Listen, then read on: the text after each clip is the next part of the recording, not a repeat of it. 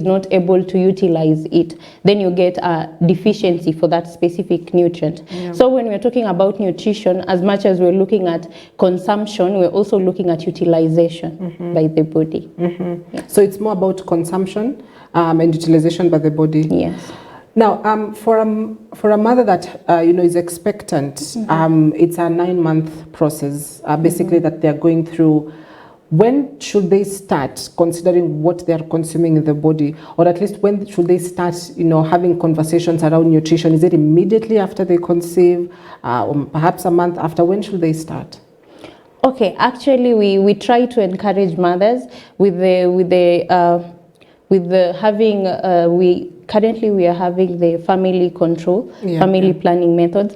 So normally we encourage mothers that when you want to stop your family control that you're currently using, we start having that conversation with you about if you want to get pregnant. Because then when you tell us that you want to get pregnant, we encourage you to start as soon as possible on the diet.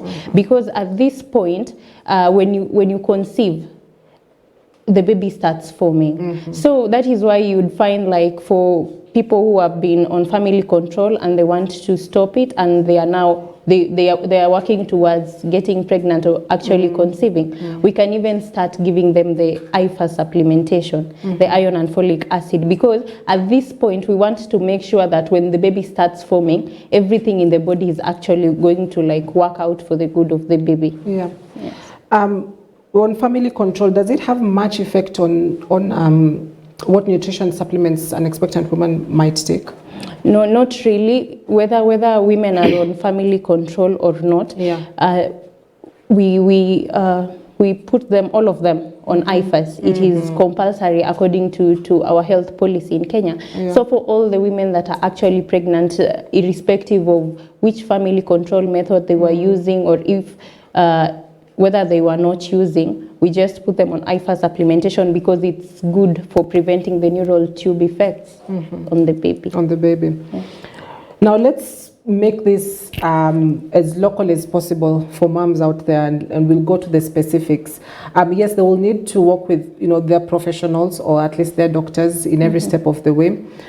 But perhaps we can take a look at the exact nutrients which are good and why they're good, whether it's for the mother or for the child. Perhaps you can take us through that journey of when a mom knows that she's expectant, where does she need to start on taking healthy foods?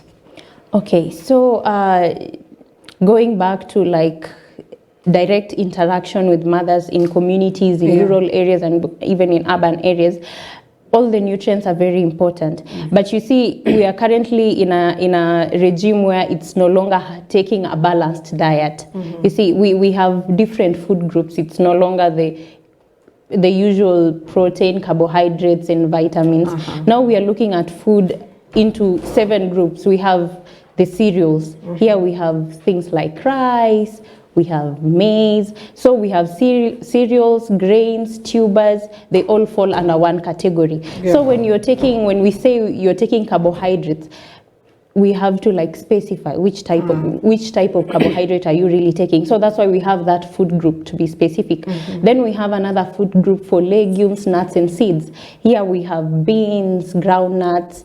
Okay, then we go to vegetables. This one falls into 2 different categories. We have the vitamin A rich fruits and vegetables, and then we have other fruits and vegetables. So when you're taking a fruit or a vegetable, you look at whether it is classified as vitamin A rich. And when we talk about vitamin A rich, we like to tell our clients that you look at it from the color of the food. If it is yellow, orange, then that is something that is more rich in vitamin A, because vitamin A has the carotenoid that gives it the yellow color normally. Okay, then we go to other food groups other than the fruits and the legumes that we have. We also like to consider the importance of fiber in this sense. Okay, and other than that, we have the flesh foods, where we have our meat, fish. Okay, and the flesh foods are different from the eggs, because the eggs fall on their own category in the food group. Then other than that, we also have the dairy and dairy products. So here we have milk, we have maziwa mala, we have yogurt, okay? And I would like to say that all these nutrients are really important for the mother. We cannot like prioritize one over the other. But most in our societies, we have something called hidden hunger, where we eat a lot of starch, a lot of carbohydrates, sometimes a little bit of protein here and there, but then we miss out on the micronutrients, okay? So you get like our main issue comes when it is micronutrient deficiencies, okay? We have folate or folic acid, which is very vital for the growth and development of the baby, okay? Yes. And we also have iron, which is also very important. And the iron levels that a woman should have, an adolescent person, all the way up as a woman, we should have at least 11. The recommended levels are 12 to 16 milligrams per deciliter. But then most of us usually lie between 11, because our diets are not really as rich as they should be, especially for us women, considering our monthly periods and all that, okay? Yes. So for pregnant women, we try as much as possible to make sure that their iron levels are on the higher end. That is why we try to encourage women to take these IFAS supplements. And most of the times we are getting like women are dropping out of the IFAS supplementations, or they take it from the hospital but they don't actually take the pill because it has side effects, okay? So we try to encourage women that as much as the IFAS supplements have these side effects, there is actually a way of controlling these side effects, okay? So we encourage women not to take it with meals, okay? Or like 30 minutes before a meal, because then it's like going to upset the whole stomach and give you more side effects of nausea and vomiting and all that. So we encourage them, you take it at least 2 hours after a meal or 2 hours before a meal. But I would strongly suggest that 2 hours after a meal is better, around the time you're about to go to bed, so that those side effects won't like stir up your whole day. Now, you've talked of different food groups, including the cereals, the legumes, fiber, flesh foods, dairy products. Does all of this food group need to be on one plate for that woman to take, or is it something that is taken, simultaneously? Perhaps you can take this one now, another one later time. How do you take all this to make sure that you've had a balanced diet, for lack of a better word? Okay, so I would like to insist that we have the different required dietary allowances for each particular food group, the number of servings.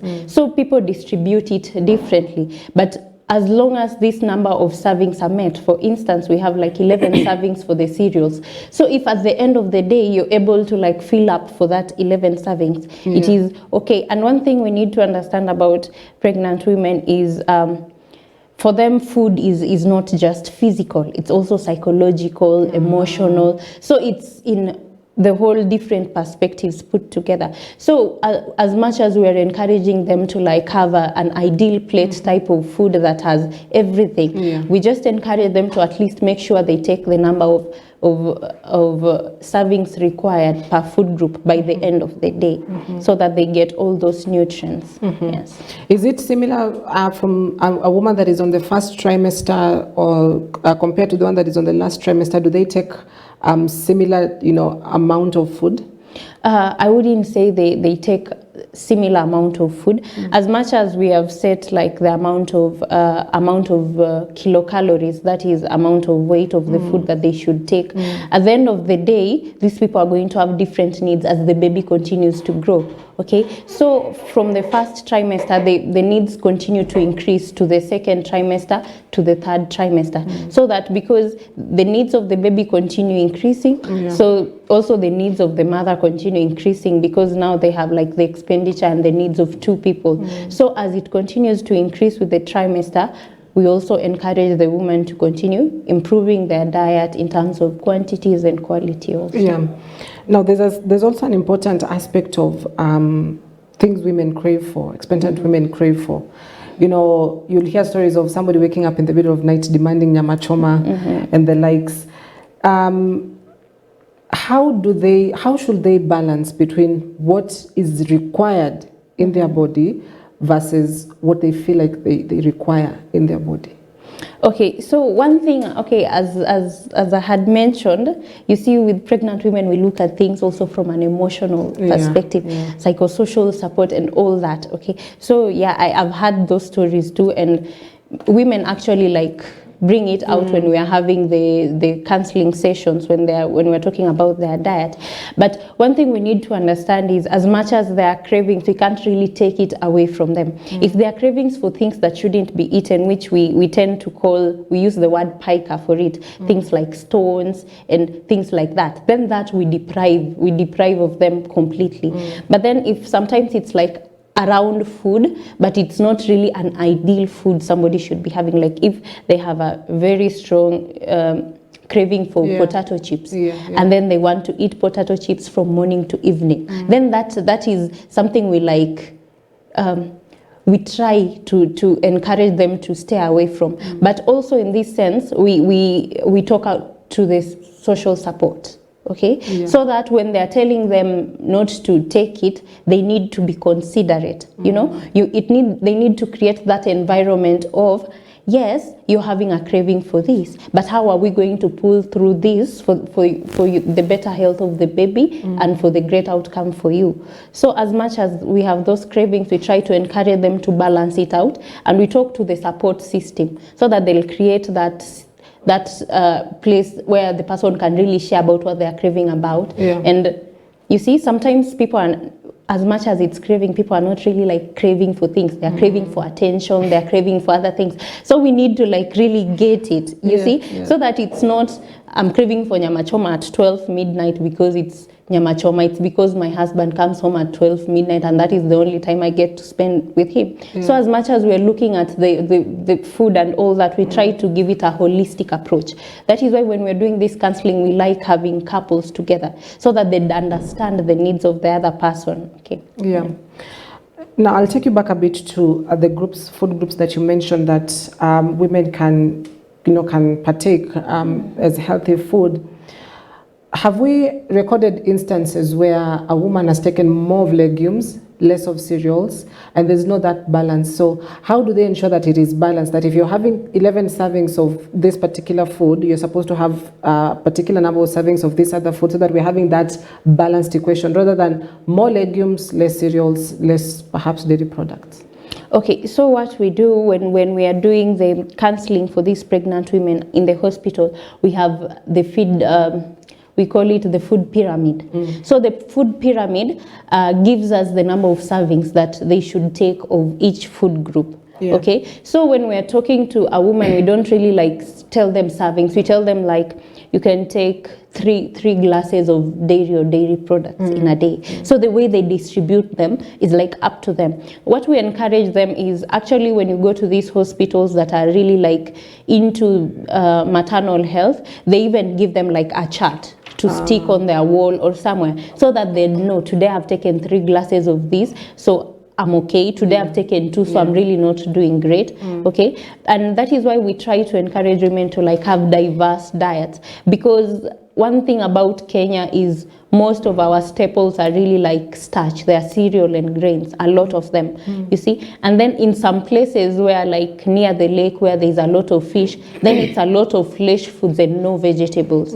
So we try to like, you see, diversify the diet, so that even as much as the mother may be like having to take everything, that they actually enjoy taking it. Because if they're not enjoying, then they won't. The body won't utilize it. Would be like, ooh, and then it would just be like consistent, the same thing over and over again. Okay, so we try to encourage them to diversify, because the more you diversify, the more inclusive your diet is going to be. Now, for an expectant woman, how much does her diet pre-conceiving affect how she behaves for those 9 months? Perhaps this is somebody who wasn't a fan of legumes, wasn't a fan of dairy products. How much does that affect the nutrition post-conceiving? Okay, so the diet of the woman before. Okay, normally when we're looking at, protein, in that sense, when we're looking at legumes, you'd find most people really don't like things like beans and all that. Okay, they prefer meat products. And then there are people who are vegetarians, they now don't want meat products. They prefer legumes that are actually like plant proteins. Okay, so what they take before the pregnancy, we usually refer to them as their preferences. Okay, we look at it from a perspective of it's a preference. This is what they would prefer to take. Okay, but now when the baby comes in, and we have like the pregnancy kit comes and she's having a baby, and now we have this discussion. This is now the time where she tells us, I really don't like beans. So I'm like, okay, as an alternative for beans, we can do this. Or I don't take milk. As an alternative for milk, we can do this. Okay, so we, as much as we want to provide as much nutrient as possible for the mother and the baby, we also make sure that we are understanding the specific and individual needs and individual differences between our clients, okay, so that a person who's a vegan won't walk into the counseling office and then we tell them try to eat as much fish as you can and as much meat. So the first step of the session is to actually get to know the client. It's not about what that's you know as a nutritionist. It's you get to know your client first, then you're like, okay, then from what you know about your client, then you're able to like give individualized care for that specific client, and then the following up would be based on the first session. Wow. Yes. Because I'm getting the sense of women might tend to ignore their preferences, or at least ignore what is required and work on their preferences and say, you know, I used to do this, so I'm going to continue that regime. Now, all this information that you're giving, a woman is not just expected to just know it. You know, they need to go to the clinic, get a health expert, a clinician who is able to take them through it.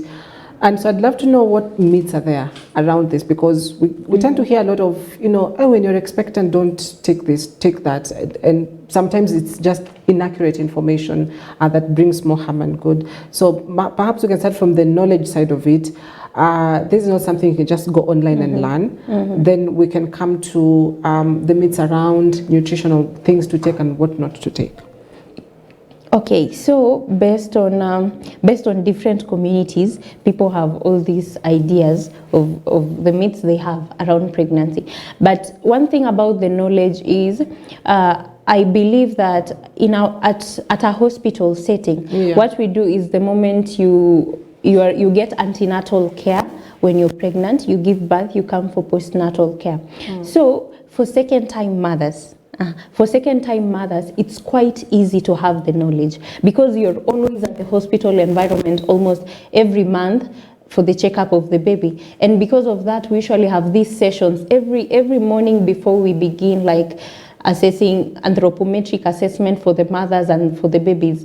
The first session is usually the counseling, then nutrition education and other types of education for the mothers. So for second-time mothers, the knowledge is easily in their grasp, okay? But for first-time mothers, you see, if you've not been in those sessions, then you are a bit lost, okay? But thank goodness, because first-time mothers, whenever they know they're pregnant, the first stop is usually the hospital, because they want to get everything right. You see, being a first-time mother gives you a type of scare that second-time mothers and third-time mothers possibly will not have, okay? So for first-time mothers, this information is usually like available to them when they come in, and they're starting their antenatal care visits.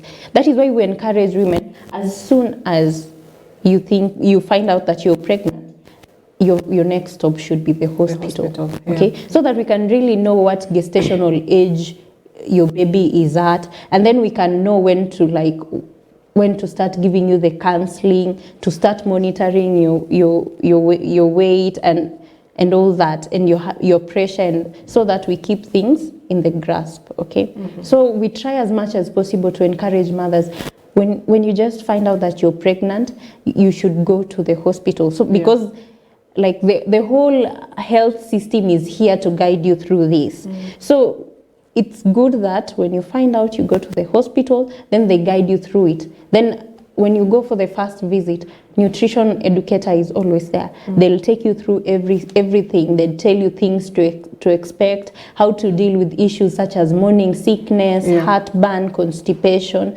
which would otherwise at home, people would just tell you to use a laxative or something of the sort. Yes.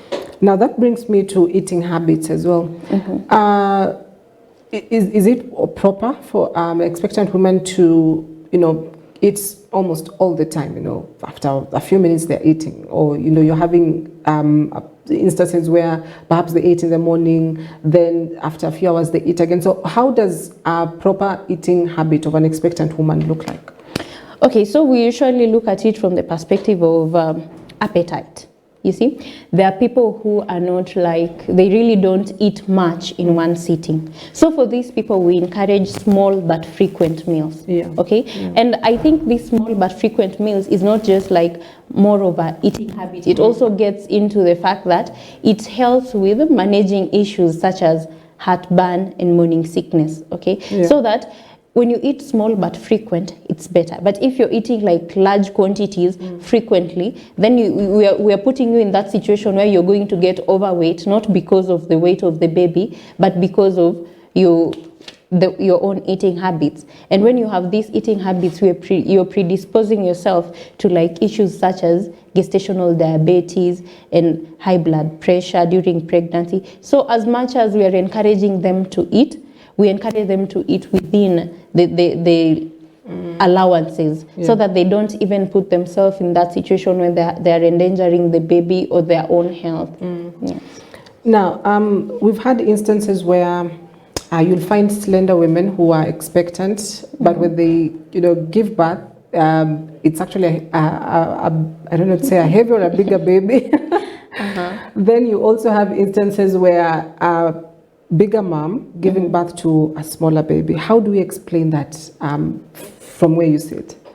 Okay, so we need to understand that prior to pregnancy, when somebody comes for their antenatal clinics, the visits, we look at their weight, their BMI, their weight before the pregnancy, okay, so that we see the range where they were ranging at. Then now we continue monitoring this to see. Okay, but you see, if a mom came in and the mother was already at overweight, okay, and then we have another mother who came in and they were underweight, the expected weight gain during pregnancy is not the same for these people. We just don't expect them to gain 15. You see, because we are looking at it we are expecting the underweight mother to also gain some weight because they are eating more. Okay, because their diet is very different from what they were eating before they got pregnant. So as much as these people may have like different body weights, we have different cutout weights that we're expecting them to gain during the pregnancy. And this in part explains why sometimes like the mother can be overweight but the baby is still tiny. Sometimes it's not like the mother was like overweight in the pregnancy. They were overweight even before the pregnancy. So like the baby's growth has not been like sufficient enough. And this also is explained by the importance of the IFA supplements, because one of the negative health outcome that is associated with like low iron and folic status of the mother is low birth weights. Okay, so we encourage mothers to take these IFA supplements. Other than, our African indigenous vegetables are known to be like the most rich in nutrients, micronutrients, very rich in iron and all that. So other than their foods, we are encouraging them to take these supplements so that we will, in all ways possible, prevent these negative health outcomes that we have. Sometimes you get like a mother is 24 weeks pregnant, but the baby's growth is not equivalent to a baby that is 24 weeks. Because as much as they should be growing, there is not sufficient nutrients to actually make them grow. Does that explain morbidity? It's a term I hear quite often of, a baby that is missing something and it's clearly visible that's what they're missing because the mom, perhaps the nutrients went so much to the mom. So if you can explain what morbidity is and how it relates to matters weight. Okay, so when we look at morbidity, we are looking at the rate of getting sick. We're looking at how often do you get sick. Okay, so for babies, let me say we have babies that have low birth weight. Okay, we retain them at the hospital until they get to a weight where we are comfortable to leave them to go with the mothers at home. And you see, at this point, when the baby is released from the neonatal care unit and they have reached that weight, and the mother goes home, and proper nutrition is not practiced to the end of the mother, because you see, at this point, the baby solely depends on the mother for everything the baby gets. So if the mother doesn't take like nutritious food and everything, the milk is not as rich as it should be. And when the baby starts lacking, we talk about the 1,000 days of life, the first 1,000 days of life. So if the baby lacks anything at this point, these important nutrients early at this point, then they are more susceptible to diseases than they would have been if they would have been properly nourished. Yes. Now, there are different types of pregnancies. There's the normal pregnancy, very calm, 9 months, and then you have your baby safely. But there's also the high-risk pregnancies that, unfortunately, some moms have to go through. And, the risk pregnancy is much more delicate because there's so much hospital visits, doctor appointments. It's almost you're on alert on a day-to-day basis.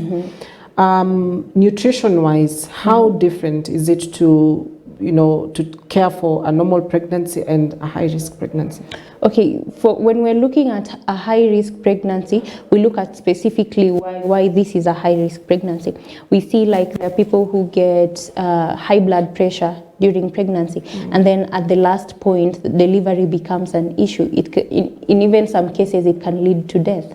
Okay, so when we're looking at this point, we want to start this person on a diet that is good for people with high blood pressure.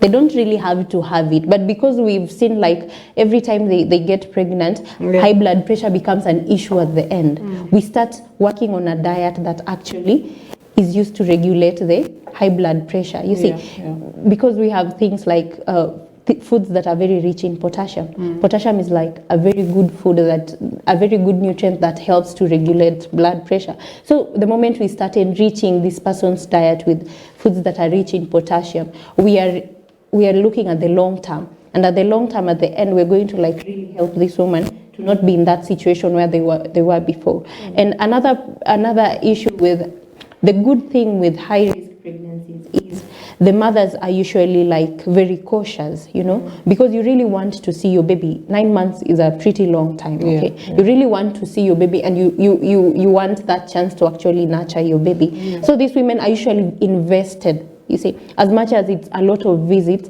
you get these women are so invested in coming to hospital, in coming for those checkups, and this actually is encouraging to the medical professionals, to the community health workers. And sometimes you find like some people in the interior places, in the rural areas, who cannot they have not visited the hospital for after 2 visits, and the community health workers are informed. They go to the house to actually look for that person. So as much as health has changed in its whole dynamic, like people are actually understanding their roles in healthcare, and I think this is like a big step to us actually like improving health outcomes when it comes to issues such as pregnancy.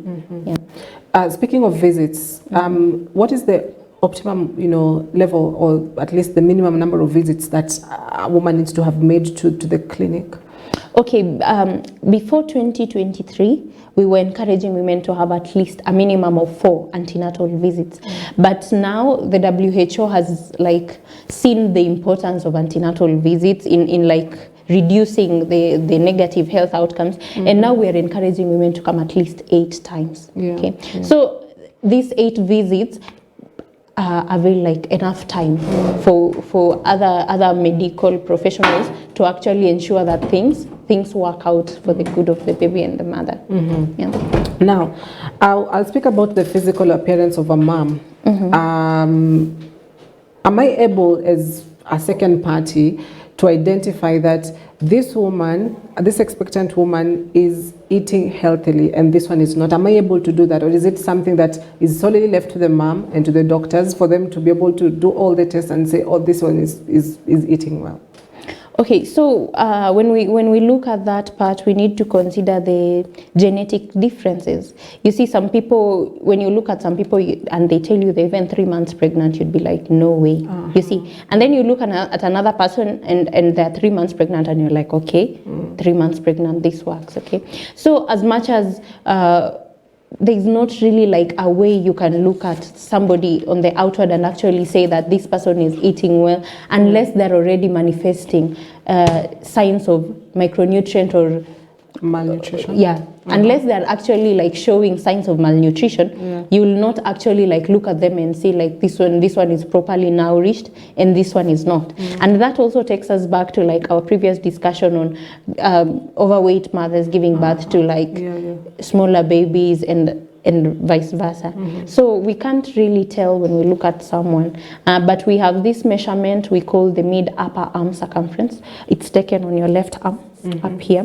We normally use it instead of weight when we're monitoring like mothers to make sure that they're not in the yellow or the red zone. When we do the MWAC measurement and we find like you're below 24, then we know that we should start supplementing you. We start giving you like, we have the flour, the porridge flour that we are given. So we like start giving you such things so that we nourish you more so that you can reach where most women should be.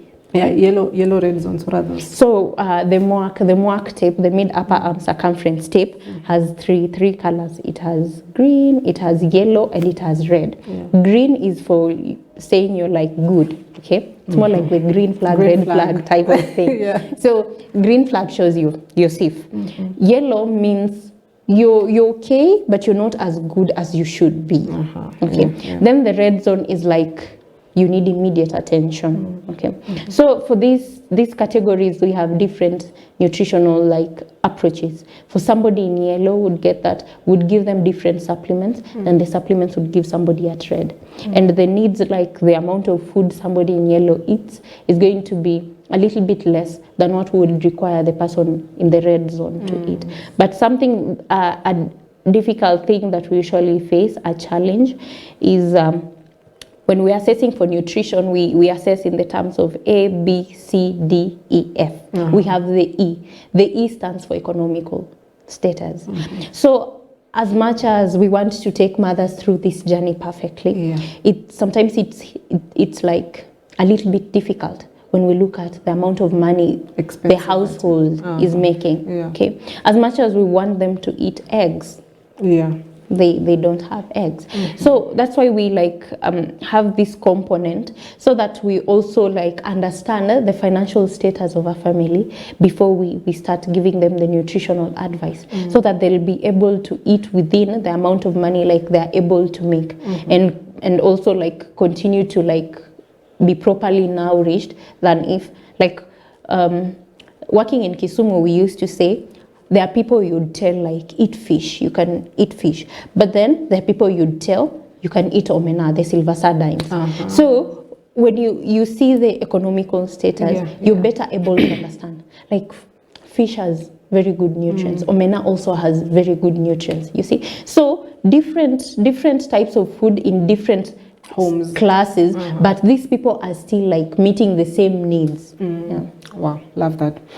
Now, pregnancy, we know it's 9 months, and we are talking of nutrition in pregnancy.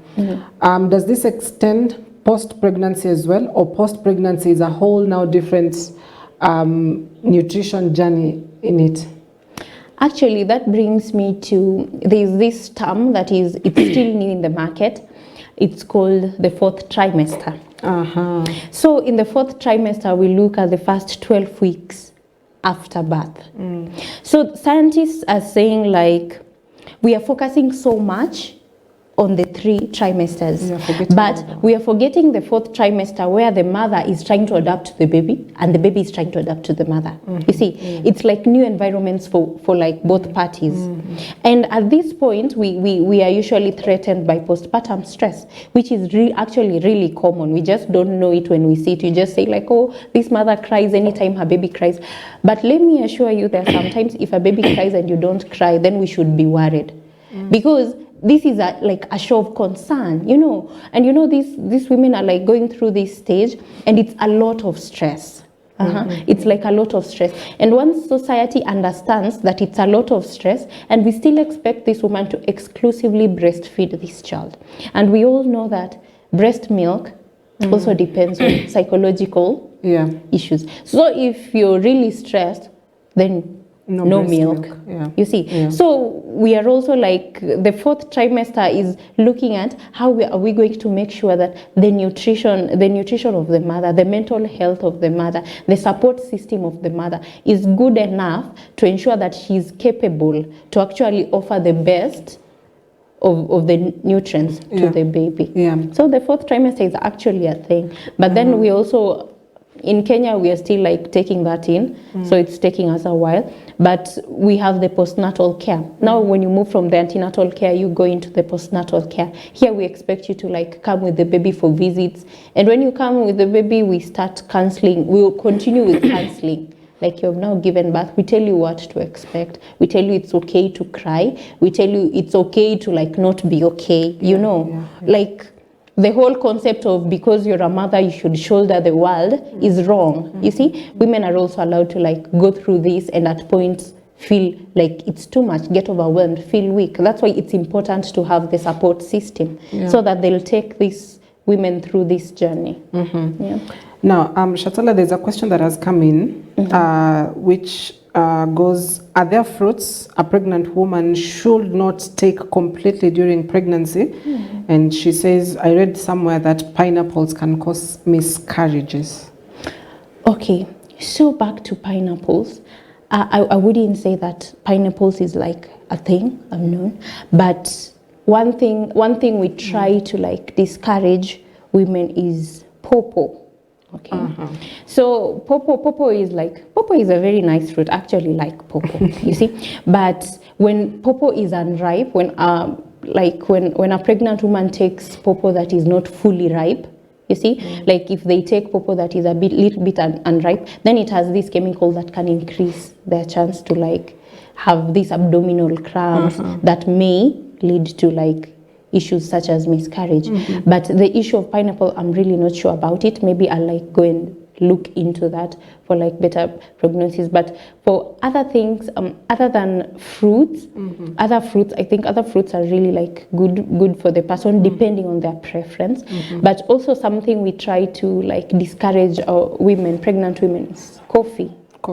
Yeah, because a pregnant woman, the tolerable upper limit, like the amount of caffeine that they can take without like causing adverse effects, is 200 milligrams of coffee, of caffeine, I mean. And 1 cup of coffee gives us at least 125 milligrams of caffeine. Okay, so if this person takes 2 cups, then they're already over their limit. Okay, so we try to encourage women that they should not take coffee. They can take tea, they can take cocoa, they can take that. But then we try to discourage coffee because like 1 cup of coffee, the way it gives us 125, 1 cup of tea gives us like 75, 70. So if they take tea, they'll be like within the ranges of the caffeine they should have in their body. But if they take coffee, because it has so much caffeine, they'll pass the limits they should have. And these side effects of coffee, one of them is actually miscarriage. So we really try to like encourage women to, if they are like people who love coffee, to like take it. Reduce the intake. Now, because we've got a few minutes to wrap it up, I'd love to talk on pregnancy and lactation and how much, because you've said, too much stress, no breast milk, because it's also a psychological thing. But from what we take, or from what expectant women take, what may affect their lactation or the lactating of the baby at the end?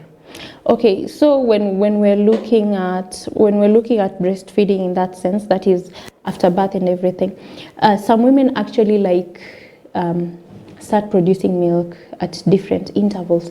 The moment you give birth, the nurses will make sure you latch your baby to your breast so that they start breastfeeding as early as possible. Because we have this policy that says immediately after birth, as soon as possible, the baby should start breastfeeding. You see, so that actually you see our body is I don't know the exact word to use, but our body provides for us based on the needs. Okay, yeah. So when the baby starts breastfeeding, then the whole system, the mammary glands are now stimulated to start producing the milk. Yeah. So the earlier the better. But then you get some people actually have trouble getting milk for 1 day and all that. And as much as we usually look at that mostly from a psychological perspective. You see, I've actually been in a hospital and we were trying to wonder why this mother does not have milk for the baby.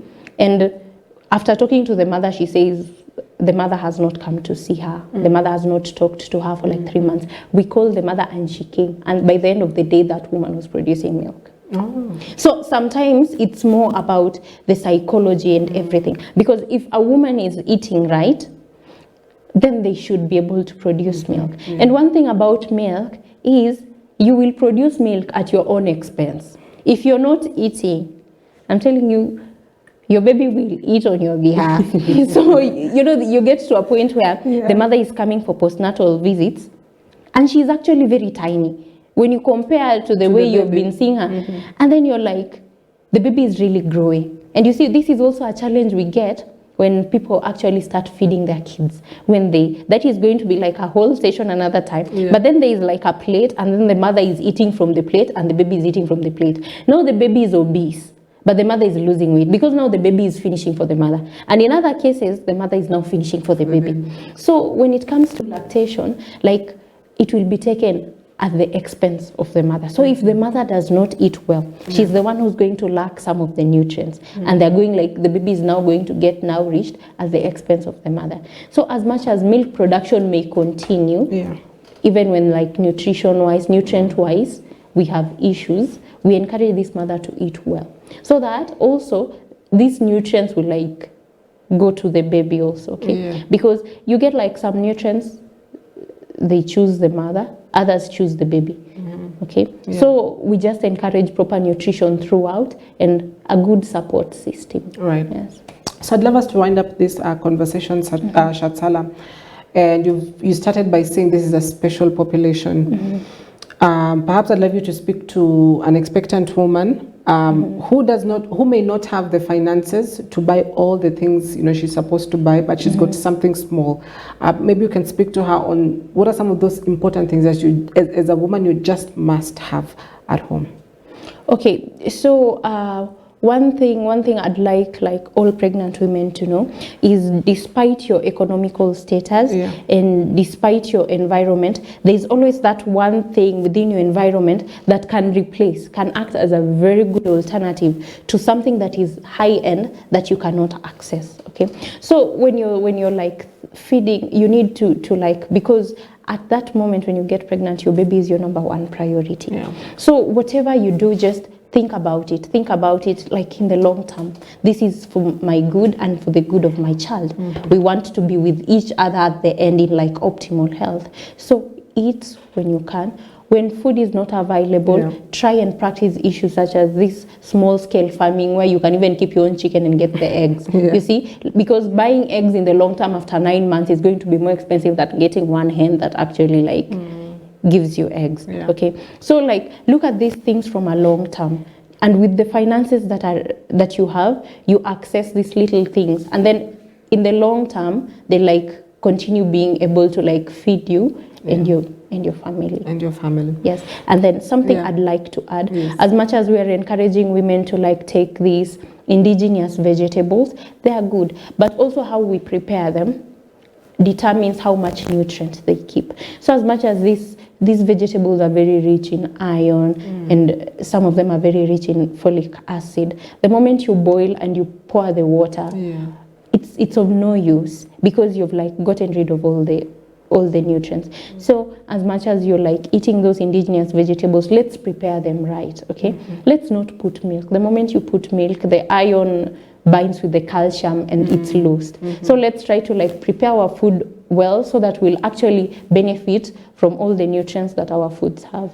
All right. Yes. Thank you so much, Lynn Shatsala Wangusi, a licensed clinical nutritionist. Thank you for coming in to share more about nutrition in pregnancy and just how much care, or at least let us mind the food that we take, or even we give to the expectant women out there. So that has been the conversation this morning. If you've got any questions or comments that you'd love to get feedback on, you can always engage with us on our social media platforms, and we'll get Lynn here to give you the answers that you seek. But most important thing is for you to be so close to your clinical doctor or to the clinics just near you, because this is it's a journey. It's a 9-month-long journey, so you need to always be there in each and every step of the way. So thank you very much for watching.